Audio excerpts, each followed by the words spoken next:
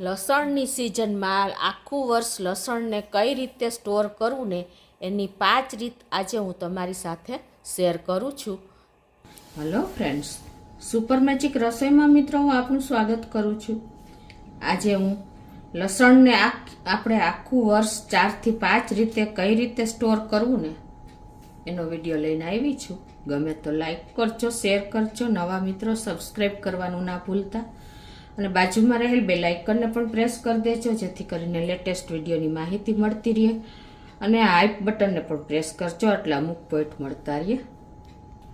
તો મિત્રો આપણે લસણ સ્ટોર કરવાની એટલે કે નવું લસણ આપણે મોસ્ટ ઓફ માર્ચથી એપ્રિલ કે મે સુધીમાં આવી જાય છે, પણ ભરવા લાયક લસણમાં એપ્રિલના એન્ડમાં આવે છે એટલે કે મે મહિનામાં આવે છે. એપ્રિલના એન્ડમાં તમને આવું એકદમ આખું વર્ષ સ્ટોર કરો ને એવું લસણ મળી રહેશે. જો માર્ચમાં આજે લસણની શરૂઆત હોય છે ને ત્યારે વેપારીઓ સ્ટોરેજ કરેલું લસણ બહાર પાડી દે છે અને તમને ખ્યાલ નથી આવતો લસણ જૂનું છે કે નવું. તો એ તમારે ખાસ ચેક કરવું જોઈએ કે લસણ આપણે લઈએ છીએ ત્યારે આ વર્ષનું એટલે કે નવું જ છે ને તો જ તમારું સ્ટોર કરેલું લસણ આખું વર્ષ સારું રહેશે. કમસે કમ તમે 2 વર્ષ પણ આ સ્ટોર કરી શકો છો. તો હવે લસણ માર્કેટમાં લીધા પછી તમારે આપણે લસણ લઈએ ને ત્યારે એની ઉપર એકદમ કચરો હોય છે એટલે કે જો આવા ફોતરા હોય છે અને આવા ડંઠલ હોય છે, આગળના ભાગમાં ફૂદડું હોય છે એટલે કે એનું આપણે એને પહેલાં આ રીતે રિમૂવ કરી નાખવાનું. જે આ ઉપરનો ભાગ હોય ને એને તમારે આ રીતે કટ કરી નાખવાનું, કેમ કે અહીંયાથી એ જમ્સ અંદર જાય છે અને લસણ બગડવાના ચાન્સીસ છે. તો તમારે ખાસ આ ભાગ એનો કટ કરવો જોઈએ. અને ઘણી વખત આ ઉપરના રૂટ્સ હોય ને એ ઉગી પણ જાય છે નીચેથી આ રીતે, તો એને પણ કટ કરવા માટે આ જરૂરી છે અને મોઇશ્ચર શોષી લે છે અહીંથી. એટલે તમારે આવી રીતે કટિંગ કરીને અને ઉપરના આ રીતે ફોતરા બધા રિમૂવ કરી દેવાના છે. જેટલા નીકળે એટલા, વધારે નથી કરવાના. એટલે આટલું તમારે ખાસ આખું વર્ષનું લસણ ભરો ને ત્યારે આ પ્રોસિજર તો કરવી જ પડે. તો આ રીતે આપણે જો લસણનો ઉપરનો ભાગ અને નીચેની ડંઠલ દૂર કરી નાખી છે અને ક્લીન કરી લીધું છે. આટલું તમારે એકદમ ક્લીન કરીને ભરવાનું છે. તો આ રીતે જો આપણે કોઈ ખરાબ ગાંઠિયો હોય તો દૂર કરી નાખવાનો છે અને ડંઠલ કટ થઈ ગઈ છે. હવે આપણે એક પહેલી રીત બતાવું છું કઈ રીતે સ્ટોર કરી. તો તમારે આવી રીતે આપણે કાગળની બેગ આવે છે, બ્રાઉન બેગ, એમાં તમારે આ રીતે લસણ થોડુંક સ્ટોર કરવું હોય ને અલગ અલગ રીતે તો તમે એમાં આ રીતે ભરી શકો છો. આ રીતે ભરી તો આ રીતે આપણે જો બેગો આવતી જ હોય છે એમાં ભરીને અને પછી તમારે અને આ રીતે બેન્ડ કરી દેવાની છે એટલે કે પેક કરી લેવાની છે. આવી રીતે પેક કરી એકદમ ટાઈટ લસણ રાખી દેવાનું છે અને પછી તમારે આ સ્ટેપલર મારી દેવાનું. તો આ રીતે આપણે સ્ટેપલરથી પિન મારી દેવાની છે. તમારે જો આ રીતે આપણે બેગમાં પેક થઈ ગયું. અને આવી બેગ તમારી પાસે ન હોય ને તો તમે પેપરની બેગ પણ કરી શકો છો. પછી તમારે અહીંયા સાઈડમાં કે ઉપર આવી રીતે થોડાક હોલ કરી દેવાના એટલે હવાની આવજા થાય બે સાઈડ. એટલે આ લસણ તમારે આખું વર્ષ બગડશે નહીં અને આવું ને આવું રહેશે. મિત્રો આ કાગળ એને મોઇશ્ચર શોષી લે છે એટલે બગડવા નથી દેતું. આ આપણી થઈ પહેલી રીત. હવે આને તમારે કોઈ પણ હવા આવતી હોય ને એવી જગ્યાએ, ઠંડી જગ્યાએ રાખી દેવાની છે બેગ. હવે બીજી રીતે કઈ રીતે લસણ સ્ટોર કરવું ને આખું વર્ષ એ પણ બતાવું. આ રીતે તમારે લસણની કળીઓ કરી લેવાની છે. આ રીતે આપણે જો લસણની કળીઓ કરી લીધી છે, તમારે જેટલું સ્ટોરેજ કરવું હોય ને એટલું લસણની કળીઓ કરી અને પછી તમારે એના ફોતરા ઉડાડી દેવાના છે. આ રીતે ક્લીન કરી લેવાનું છે. હવે આ રીતે ક્લીન કર્યા પછી તમારે આવી જીપ બેગ લઈ લેવાની છે અને એમાં લસણને ભરી લેવાનું છે.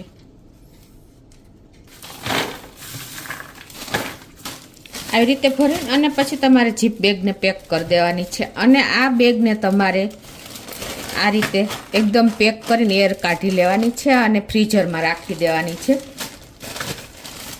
આ રીતે આપણે ફ્રીઝર ખોલી અને આ રીતે આપણે સેટ કરી દેવાનું છે. આ લસણ તમારે પણ આખું વર્ષ તમે રાખી શકો છો. હવે મિત્રો લસણ સ્ટોર કરવાની ત્રીજી રીત શેર કરું છું. એમાં તમારે આપણે જે આ કપડાં આવી બેગ આવે છે ને, કાંઈ પણ આપણે દુકાનેથી આવતી હોય છે, તો એમાં પણ તમે જો પાતળી હોય ને તો ડબલ કરી લેવાની, અને જાડી હોય તો સિંગલ પણ ચાલે.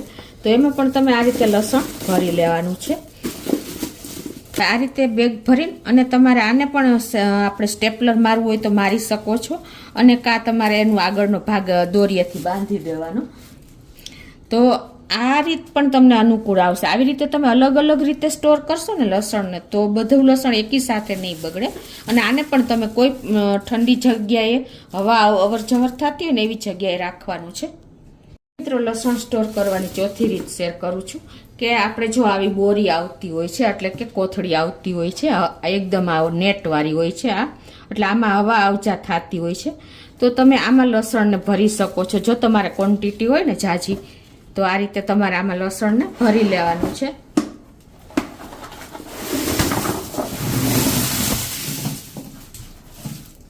તમારે જો આવી નેટ હોય એટલે મોટી બેગ હોય તો વાંધો નહીં તો તમારે એને બાંધી દેવાની છે દોરીએથી. અને હવે તમારે આને ક્યાં રાખવાની? એકદમ હવાની આવજા થતી હોય અને જ્યાં તમને ક્યાંય આડી ન આવે ને એવી જગ્યાએ તમારે ઠંડી જગ્યાએ રાખવાની છે. તમને બતાવી દઉં. તો આ રીતે તમારે જો સળિયો કે કાંઈ એવું સ્ટેન્ડ હોય ને એમાં તમારે આ રીતે લગાવી દેવાની છે. તો મિત્રો આ રીતે હવા ઠંડી હવા આવજા થતી હોય ને એવી જગ્યાએ તમે આવી રીતે સળિયો લગાવીને કાંઈ પણ તમે લગાવીને હૂક લગાવીને પણ બેગ લગાવી શકો છો. અને આખું વર્ષ તમારે આ લસણ બગડશે નહીં અને આવું નવું રહેશે. તો હવે આપણે છેલ્લી રીત બતાવું છું કે લસણને આખું વર્ષ કઈ રીતે સ્ટોર કરવું. તો એ બધાને ખ્યાલ જ છે લગભગ. તો આ રીતે આપણે જો ગોરો લઈ લેવાનો છે કે માટલી લઈ લેવાની છે. જૂનો ગોરો હોય ને તો પણ ચાલે. તમારે આપણે ઉનાળામાં નવો ગોરો મૂકતા હોય તો જૂનો નીકળતો જ હોય છે, તો એનો ઉપયોગ કરી લેવાનો. તો પહેલાં તો માટલું એકદમ ચોખ્ખું કરીને અને તડકે તપવી લેવાનું, ભેજવાળું ના હોવું જોઈએ. પછી તમારે એમાં છે ને આવી રીતે કસ્તી નીચે નાખી દેવાની છે, છાપું કાગળ કાંઈ પણ આ રીતે સરખું લગાવી પાથરી દેવાનું છે. આ રીતે જો આપણે પેપર નીચે લગાવી લીધું છે, અને તમારે બોરિક પાવડર નાખવો ને તો આ પેપર ઉપર નાખી દેવાનો, પણ હું નથી નાખતી. અને આ રીતે તમારે લસણ ભરી લેવાનું છે ગોરામાં.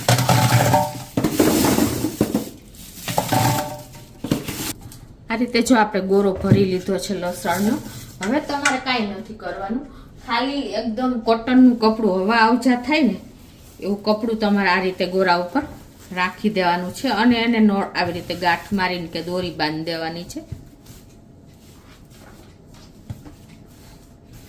આટલું કરશો ને મિત્રો તો આ લસણ પણ તમારે લેવામાં પણ ઈઝી પડશે અને કોઈ જાતની તમારે ઝંઝટ નહીં રહે. મિત્રો ઈઝીલી તમારું આ લસણ 2 વર્ષ સુધી બગડતું નથી. જો ઠંડી જગ્યાએ હવા આવજા થતી હોય એવી જગ્યાએ તમે રાખ્યું હશે ને તો કોઈ પ્રોબ્લેમ નહીં આવે. મિત્રો આ ટેકનિક પણ એકદમ લસણ માટે બેસ્ટ છે. તો મિત્રો આજે મેં તમારી સાથે 5 ટ્રીક શેર કરી છે આખું વર્ષ લસણ સ્ટોર કરવાની. આ લસણ 2 વર્ષ સુધી બગડતું નથી. તમે ચોક્કસ એક વખત ટ્રાય કરજો, અને ગમે ને તો લાઈક કરજો, શેર કરજો, અને નવા મિત્રો સબસ્ક્રાઈબ કરવાનું તો બિલકુલ ના ભૂલતા.